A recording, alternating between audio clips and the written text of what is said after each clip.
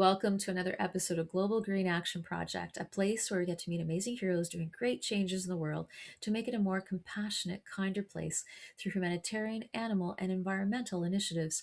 I'm your host, Jennifer, and today we're going to meet another amazing guest speaker, an amazing hero who is going to help us learn the importance of being interconnected with the environment around us.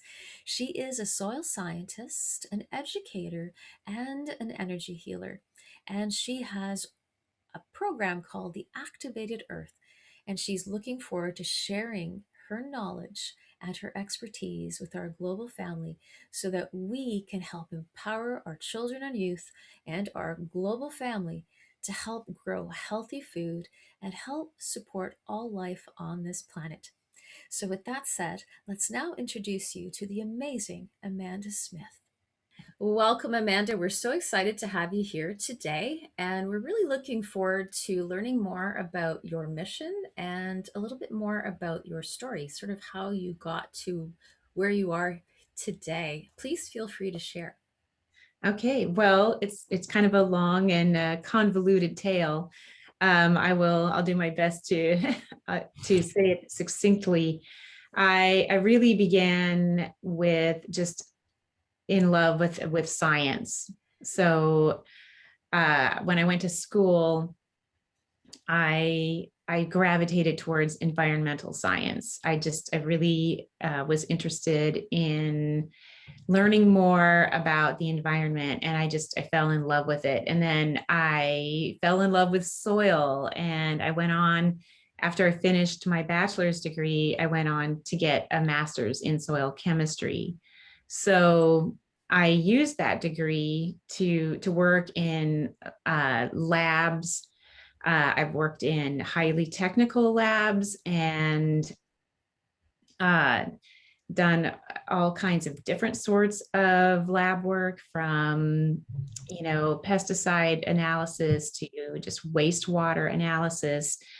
And uh, during that time that I was working early, this was a couple of decades ago, I got really dissatisfied with what I was doing, and I took a huge turn, and I went into massage therapy. And while I was in massage therapy, I discovered the amazing world of energy work. And I took Reiki classes. I took earth energy channeling classes. I utilized that energy work in my massage sessions and started teaching workshops on intuition. It was really fun, and I loved it, except I was poor. I couldn't make a living as a massage therapist. I got tired of that. And a friend of mine said, let's open a lab. And I'm like, are you crazy? And he's like, no, he's like, I know that there's a need for it in this area.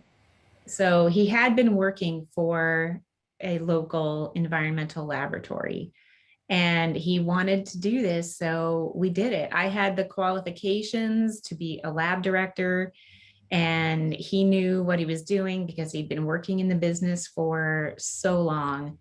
And so we did it. And so now I am the owner of an environmental laboratory for the last 14 years, which it's brought me around to the realization that with the lab, I'm analyzing for other people to see where they have problems. Right.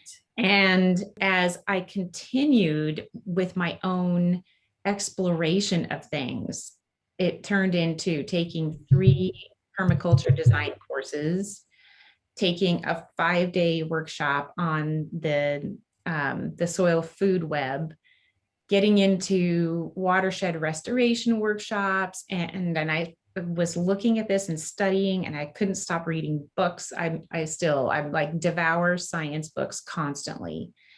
And I said, okay, I want to offer solutions.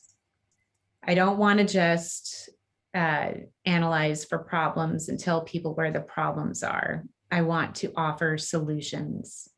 And for me right now, those solutions are working in the physical and the metaphysical with the earth. So ecosystem building in the physical, in the metaphysical, it's working with the earth's codes of abundance and letting those up and out, making them available to everybody, showing people how to tap into that for themselves, empowering people into their sovereignty by connecting with the earth. That is super powerful. And I really appreciate the fact that you have such an interesting science background, and science is one of your greatest passions, and obviously energy healing is as well, and you've been able to merge the two. And there's such, in our world today, we often have this dichotomy where we have the scientists and then we have the energy people. And it's so great when we're able to merge the two together to really see the full plethora of the benefits that it entails. Really excited that you're able to bring that to our world so that we can help heal our planet in so many amazing ways. And that ties into the mind, body, spirit, community perspective.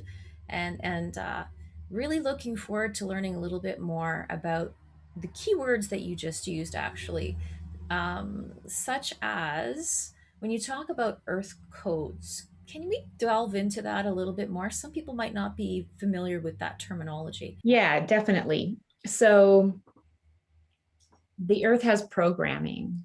So it's just like us. We have our DNA is our programming. And our DNA allows for what our physical expression is, our personalities, um, and our basic health even. So all of that is genetics. So it's like a power grid of information that the earth has, and the earth has a toroidal field. So the torus is a donut shape. So the energy comes in through the center of the earth, comes out, goes back around, and it does it in a donut shape. And that's the earth's power grid, and contained within that are resources. And the best way that I've had to describe what I mean by the codes are with the words abundance, ease, grace, cooperation, collaboration, and sovereignty. And what these bring to us are our flow, the in our lives around anything, no matter what. And being connected in with that allows them to come up and out. So what we are experiencing in this 3D matrix that we're in right now is the old patterns, the old paradigm that gets to drop away. And what has been utilized for existing here on this planet is hoarding, greed, and power over others. And if you think that you're not in those codes just because you don't have resources, you're just on the opposite end of that. So lack is an experience that happens because of greed, hoarding, and power over others. So what we get to have and what we deserve as humanity, all of us, if we claim our self-empowerment, is abundance, ease, grace, cooperation, collaboration, and sovereignty.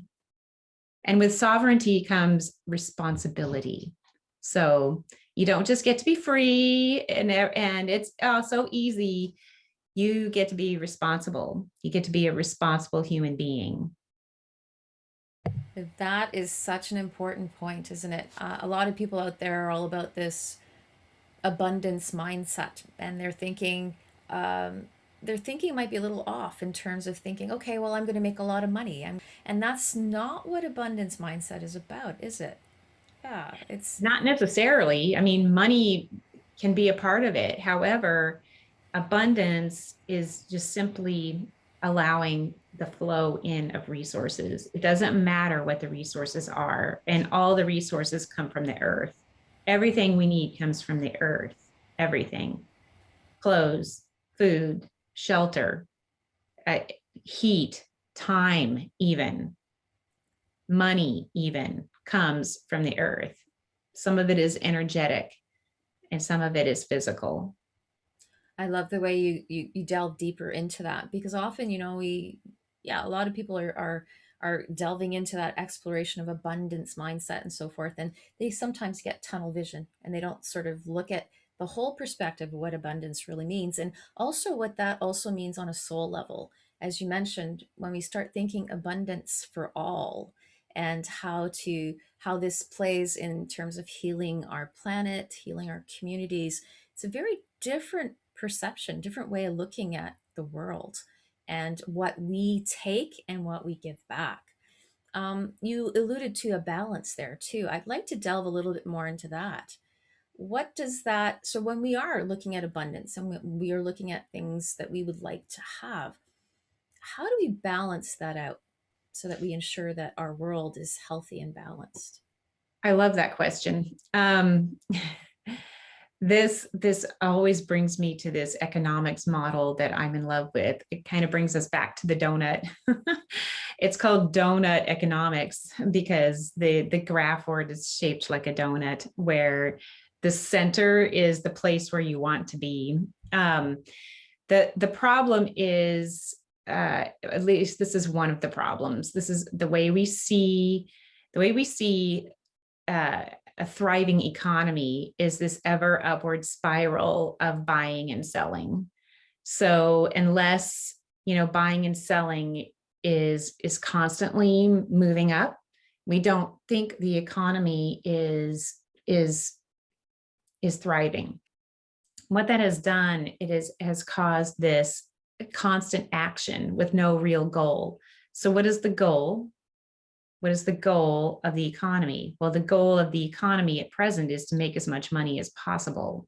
So if there were a goal for the economy, instead of the ever upward spiraling of just making more money all the time, if there were a goal, and say that goal were that every living being on the planet, not just human beings, all beings, and not just animal beings, but all the tree beings and the plant beings and the insect beings, if the goal were that everybody lived in a just and fair society with enough, with everything that they need, then we would treat the economy in a different way. We would treat the earth in a different way. We would treat every resource in a different way. So this includes the earth herself, even. It includes the earth as a conscious being in the goal of how our economy looks, which means she gets to thrive too. Then we would treat things differently. So right now, what we have, because it's always about making more money, we have to constantly be taking more resources to sell them. A classic example is the taking of water from the ground and then selling it like you can own water. You know, you you don't get to own water, but we are allowing that to happen. So if we just thought, okay, everybody gets to have enough water to drink, then we would leave it where it is and just take what we need. Is that making sense? So it's all around, also treating Earth as a conscious being who also gets to thrive. She needs her water in the ground. Powerful words. So, so important to remember that everything is interconnected. And when we see it that way, yeah, we see things very differently in terms of how we behave. Our behavior is going to be completely different. And that ties into the economy.